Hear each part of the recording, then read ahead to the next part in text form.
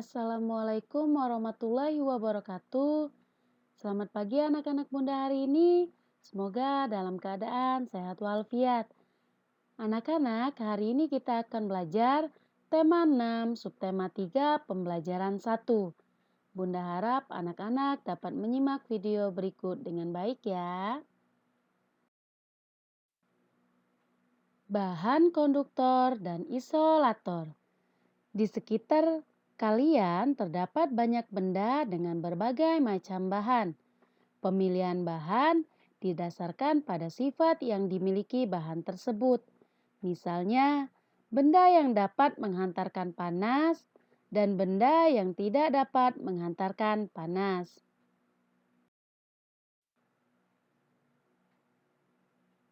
Ada benda yang mempunyai kemampuan menghantarkan panas dengan baik. Bahan yang dapat menghantarkan panas dengan baik disebut dengan konduktor. Sedangkan ada bahan yang sedikit dapat menghantarkan panas yang disebut dengan bahan semikonduktor. Bahan konduktor yang sering digunakan dalam kehidupan sehari-hari biasanya terbuat dari bahan logam.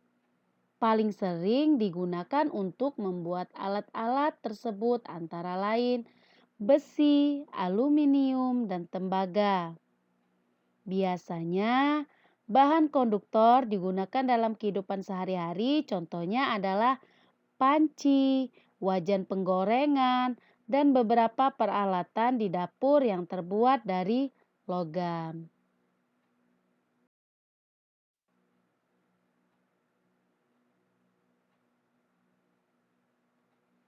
Ada pula benda yang tidak dapat menghantarkan panas.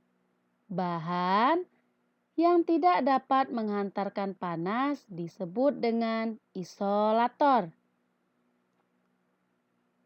Bahan yang tidak dapat menghantarkan panas yang disebut dengan isolator adapun biasanya terbuat dari kayu, kain, dan plastik. Penggunaan bahan-bahan ini banyak sekali dijumpai di sekitar kita. Contohnya, benda sebagai isolator yaitu centong kayu, sarung tangan, dan selimut.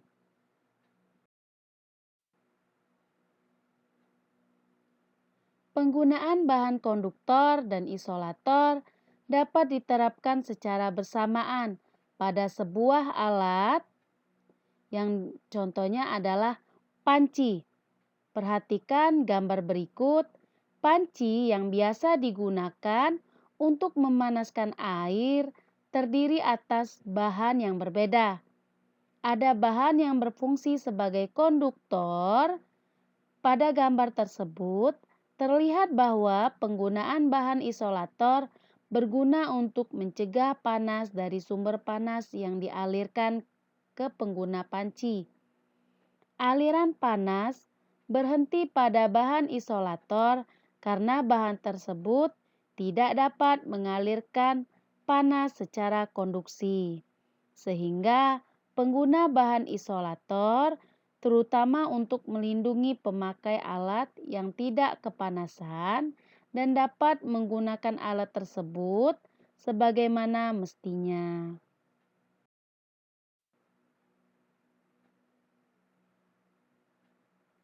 Setelah penjelasan Bunda tentang bahan konduktor dan isolator, sekarang Bunda akan menjelaskan bagaimana cara mencari arti kata dengan menggunakan kamus KBBI online atau Kamus Besar Bahasa Indonesia secara online. Tahap pertama, anak-anak silakan buka web atau brosur atau Google kalian dan ketik KBBI web garis miring cari. Setelah terbuka, ada tampilan layar berupa kolom pencarian. Dan pada kolom pencarian tersebut, anak-anak bisa mengetik kata yang ingin diketahui apa arti dari kata tersebut. Bunda contohkan yaitu pada kata semikonduktor. Apa sih arti kata semikonduktor? Kemudian setelah mengetiknya, anak-anak bisa klik cari. Kemudian muncullah arti dari kata semikonduktor. Di sini muncul ada dua. Yang pertama, alat yang bekerja seperti tabung elektron. Itu kata yang pertama.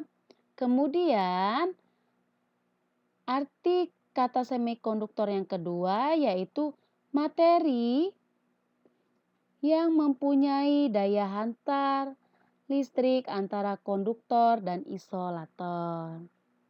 Seperti itulah jika anak-anak ingin mencari arti sebuah kata.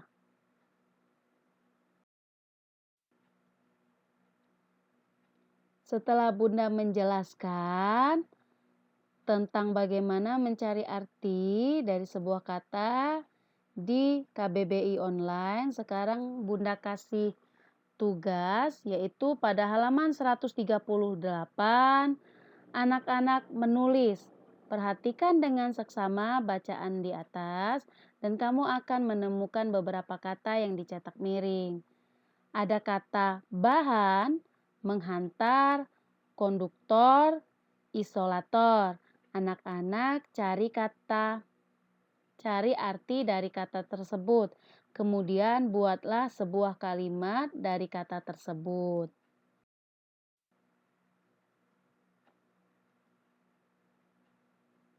Kemudian pada halaman berikutnya ada dua kata lagi yang harus anak-anak cari, artinya yaitu semikonduktor dan alat. Tulislah arti dan buatlah kalimat dari kata tersebut.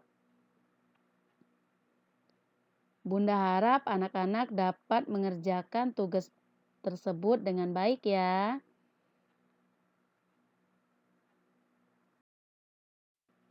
Sekian materi dari Bunda. Jika ada salah kata, Bunda mohon maaf. Kepada Allah Bunda mohon ampun. Bunda akhiri. Wabillahi taufik walhidayah. Wassalamualaikum warahmatullahi wabarakatuh.